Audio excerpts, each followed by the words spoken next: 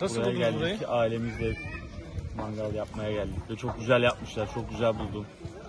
Gerçekten yani Kuşadası halkını düşünen bir yaklaşım olmuş. Ben beğendim açıkçası. Yapanlara da teşekkür ederim. Valla gayet güzel. Bu mangalları yapmışlar her masaya. Masaları montelemişler yere. Güzel bir ortam. Güzel yani. Ben memnunum. Emeğe geçen herkese teşekkür ederim.